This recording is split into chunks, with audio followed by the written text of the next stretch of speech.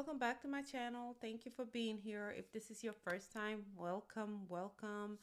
I am sharing some of the things you need to avoid if you are diabetic or pre-diabetic. Yesterday, I talked about things or best practices to help you to either reverse diabetes or manage it much better. Things that we can learn from our ancestors, essentially. Today, I just want to talk about not things you can do, but things you need to not do, essentially. So, what can we avoid if we want to tackle diabetes or pre-diabetes? Best if it's pre-diabetes, so you never get to diabetes in the first place, because it's always a little bit harder, not impossible, but a little bit harder to reverse if it is diabetes. My name is Dr. G. Welcome to my channel again. If you're new here, I hope that you pick up something today. If you're part of my community, I'm grateful for you sticking with me.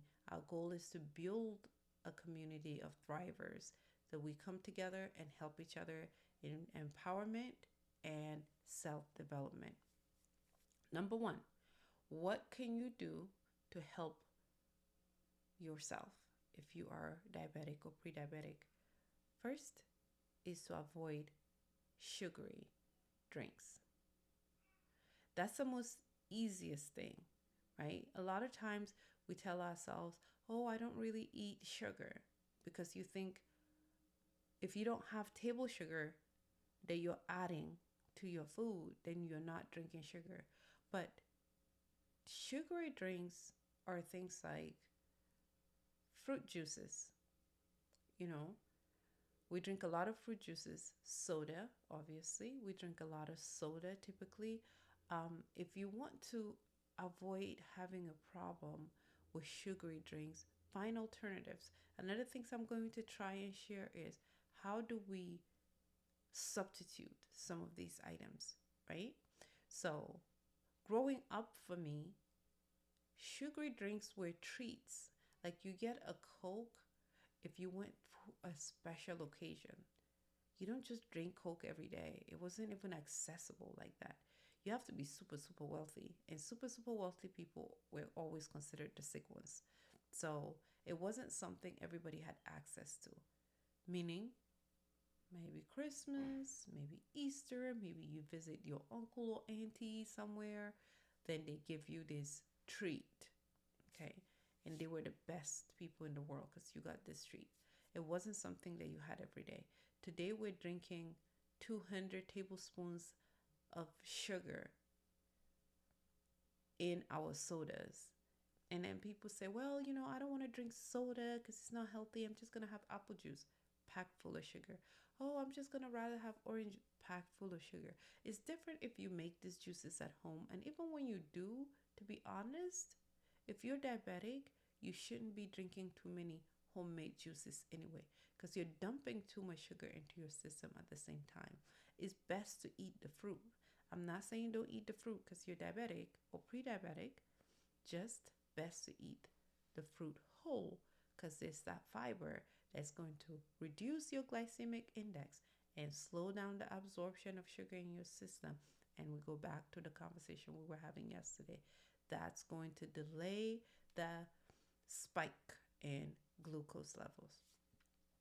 Number two is refined carbohydrates, right? So white rice, you eating a lot of fufu, cassava, you're eating a lot of breads, white bread more specifically. How do you help that? A lot of people keep saying, try oat fufu, for example. I'm using that as an example. But oat is also very high in sugar, unfortunately. I would suggest rather to consider maybe buckwheat, and as Africans, millet is actually popular.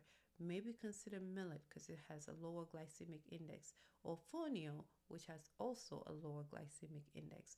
So things like quinoa or fonio or millet or buckwheat or spelt are actually better options for us to consume as opposed to just consuming the regular white processed grains. So same thing with wheat. We want to try and avoid those because they will have the same negative effect on you if you consume them consistently. Now, I'm not of the opinion that we should be very rigid with our diet, you know. Um, I'm also not one that thinks, oh, everything in moderation. Yes, to an extent, but you can't drink soda every day in moderation. You know what I'm saying? There are certain things that you shouldn't just eat. Like, can you have cyanide in moderation? You know, so some things we should just avoid altogether. There's no need to have them in moderation. However, when it comes to our traditional diet, especially as Africans, we have traditional foods that we've eaten our whole entire life. I'm not saying cut them off completely or foods we grew up eating. I'm going to argue against traditional because I spoke about this yesterday. Some of these things that we love and we've embraced are not necessarily our traditional foods. They're just foods we've eaten all our lives and we accept them to be our main foods. Number three, I will consider cutting down on grains, right? So, grains in general also tend to have higher glycemic index. Now, I'm not necessarily talking about the ones I've already mentioned already, you know? So, trying to look at things that are like flour, pastry, things that are now again ultra processed, pasta, they're going to have a negative effect on your sugar level. So it's best to avoid them or watch them or keep them very, very, very minimal. Okay, so you don't want to have a lot of grains also in your diet. Um, Other things you can think about is desserts. You know, a lot of times people don't want to think about desserts or they think it's just, I don't really have desserts because you don't really eat it at the end of your meal. But you have puff puff every day, 3 times a day, 5 times a day. That's more like a dessert, you know? So it's not something you should consume all of the time. You should try as much as possible to limit it because, again, it goes back to the idea of limiting flour or grains. So cutting down on desserts can really help keep your levels under control. Again, our goal is glycemic index, right? So, how do we keep that under wraps? Another thing to consider, number four, I believe, or five, now I've already lost count, is alcohol consumption. We don't think about alcohol typically, right, when we're talking about sugar levels, but they cause inflammation and they tend to have an impact on your overall sugar levels. Because remember, alcohol is also made out of grains, right? Sometimes they're made out of potatoes, but they're also still high carb elements that are used to make alcohol. So you don't want to get in the habit of consuming alcohols all the time. And today there's all of these new mindset. I call it new age thinking that says, oh yeah, you know, you need a little bit of alcohol, you need wine every day to help keep your heart rate or heart disease or whatever at bay. But in truth, I really think it's just all marketing gimmick, right? There's not really a lot of science that shows benefit of consuming alcohol. And even that science that talks about um, alcohol with helping with heart, you would have to consume 50 gallons of alcohol to get the benefit. And who can do that? Nobody, right? So it's not really beneficial because you don't consume enough for you to get the health benefit. It's better to get the tablets that contain the um, enzymes that we find in alcohol as opposed to just drinking a whole lot of alcohol and putting your body at risk for high levels of inflammation and overall increase in your sugar levels. Other things you can consider is fried foods. I mentioned this yesterday as well. We have to be careful if we're consuming foods, if they're very highly processed, that also includes frying. Like frying foods exposes them to toxicity. Like it turns it a little toxic, which means you should not be consuming too much of any fried foods. Best option is to try and bake the foods. You know, baking is a lot healthier for you than frying. So you can consider baking your goods, and that will help reduce your risks. Other things you can also think about is um, reducing your sodium intake. Because all of these things kind of go hand in hand. You know, diabetes, hypertension, high cholesterol, they're usually in the same family. So I'm not against sodium completely. There's a lot of people that say you should just cut out sodium from your diet completely, like just cook without sodium. But I think just your natural water already has these elements in it, except if the water is highly processed because we dumped a lot of chlorine in it, or, reverse osmosis or whatever, where you pull all of the electrolytes out. But your natural water, natural spring water, has sodium in it. So you can't eliminate sodium completely from your diet. You just want to eliminate high consumption of it, because it just tends to go with a more unhealthy diet. Not necessarily that, oh, when you take in this much sodium, it just spikes up your glucose level. That's really not what it is. It's that when you do that, it tends to influence your overall health choices, because most times you find high sodium in highly processed foods. And what we want to avoid is highly processed foods.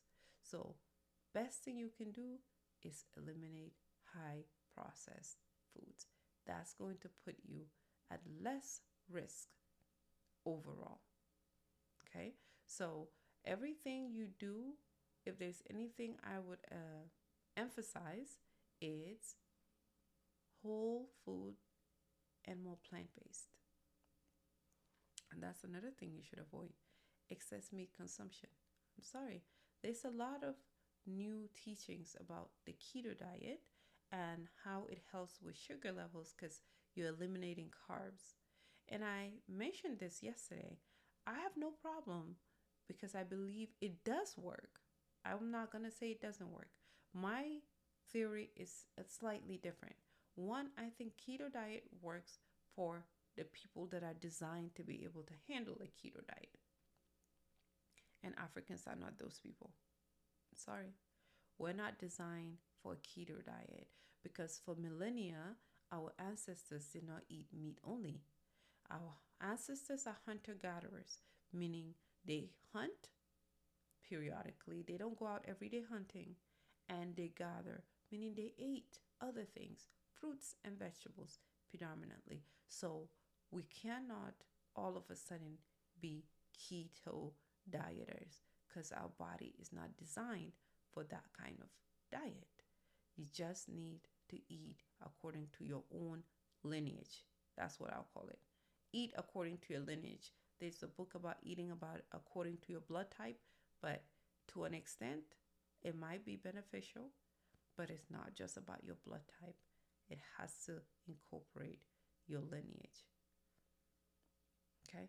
So that's something I want you to think about and focus on: eating a nutrient dense diet that is whole foods and avoiding high highly processed, avoiding high oil content in your diet. Palm oil is still debated on as far as its health benefits. There's a lot of studies on both sides that says it's very beneficial or it's not beneficial. I believe, again, palm oil is a whole lot more beneficial for you and your body than corn oil or what is it? Sunflower oil or grapeseed oil. Our bodies would rather consume palm oil than those other oils. Limit oils if you need to, but if you're eating a high carb diet, you do need oil to help reduce the glycemic index. You want to make sure that when you're consuming oils, it's lowering the amount of glucose that is being released into your body. That is a hack, right? It helps your body to slow the absorption of the glucose. So I wouldn't say eliminate it altogether. I would say reduce it, especially depending on how you're using it. Are you frying it or are you eating it raw? Because that's another conversation based on what I've said already in past videos. Eating raw oil is completely different from eating cooked oil because you end up with trans fats. So that's another thing we should avoid, right? Trans fat. You don't want to eat foods that are high in trans fats because, again, it goes back to the conversation I was mentioning earlier. All these things tend to be associated with an unhealthy diet choice, and unhealthy diet choices lead to a lot of complications, diabetes just being one of them. Um, Other things to think about and consider are you eating foods that will curtail some of these issues. So to avoid trans fat is you should consider eating foods that are processed now, meaning you cook that food right now today and you eat it. Or we live in a fast-paced world. So I am not silly about it. I know that you can't cook every day, right? You can't cook your food every day. So what do? You try your best to make food yourself at home. You can only trust what you cook. But if you are going to eat out, I do eat out sometimes. I try to cook my foods as much as possible. But when I do eat out, what I do focus on is restaurants that cook real foods. Restaurants do exist that cook real foods, at least for the most part, right? So I'm not going to go to, say, McDonald's. Like, I'm not going to go and eat at McDonald's. Nothing against McDonald's. I'm using that just as an example. There is all kinds of places that people eat. That's just the easiest example because that's one of the most consumed foods around the world, right? Especially around here. McDonald's, I've never passed a McDonald's that doesn't have a long line. So that's a very common place that people eat. And not just them eating, but people take their kids. Which brings me to the point. You cannot do your children a disservice by setting them up, right? So when you're eating these foods, remember that your kids have a, what is the word? They're still immature. Their immune system is not mature. Their organs are not mature. Their digestion is not mature.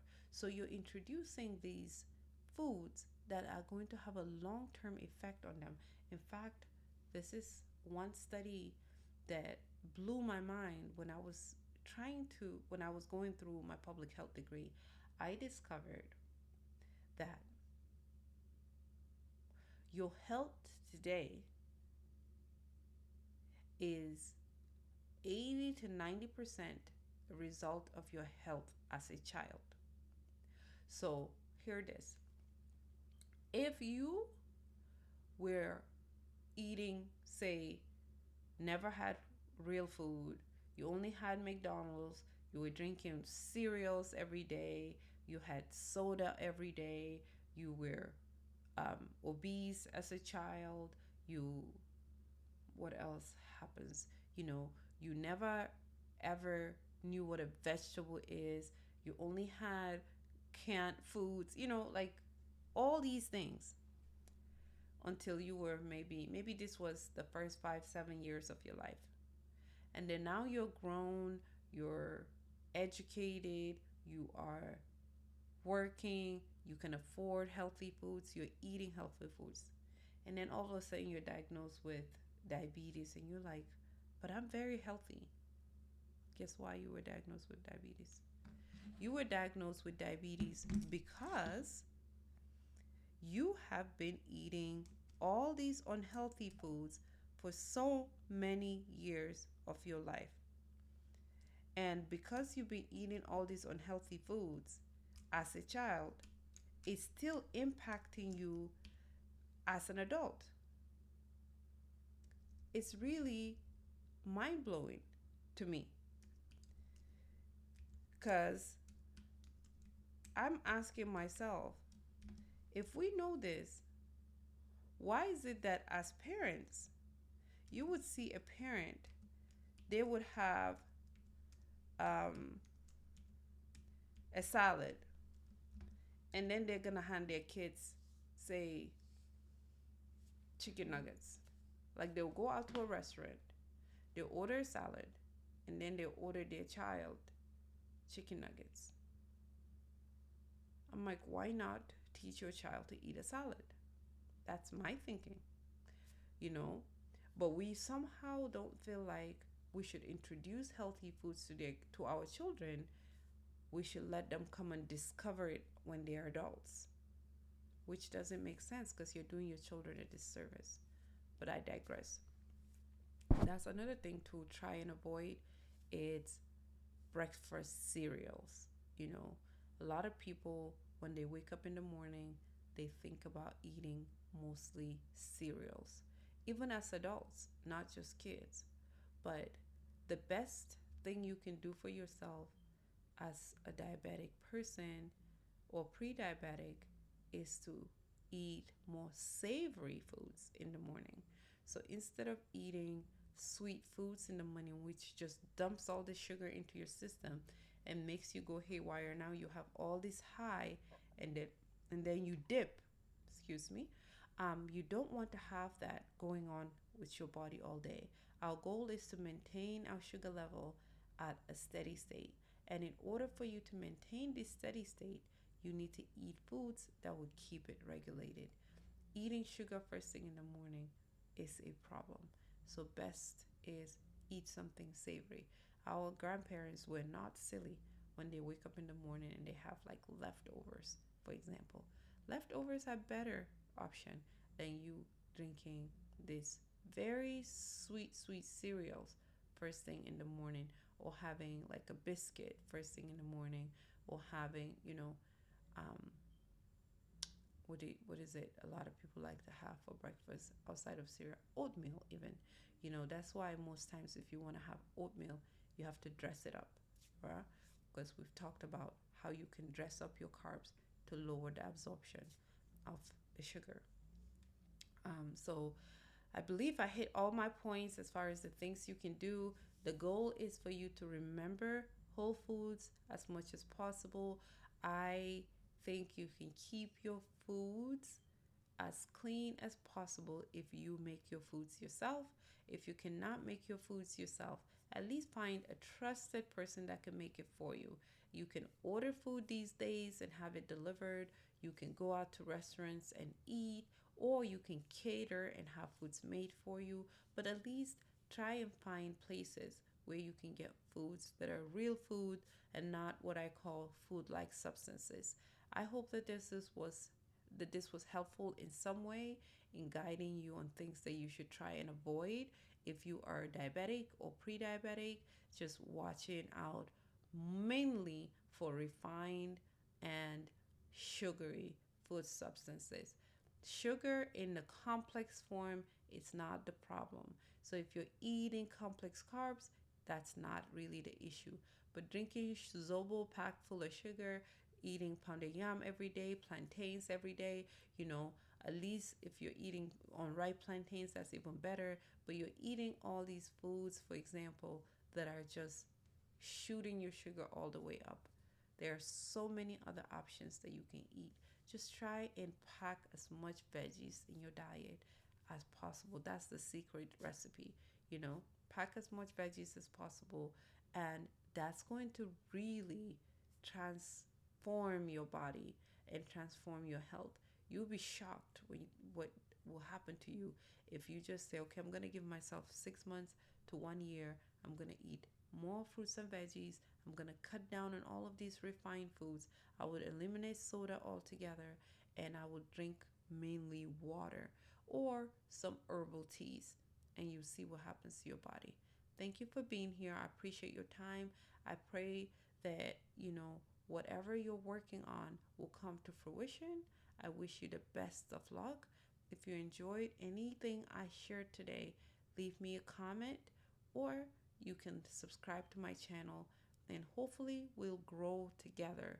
We'll build this future together and have our own community, because remember, it takes a village. You can't do it alone, and neither can I. Thank you, and have a great evening.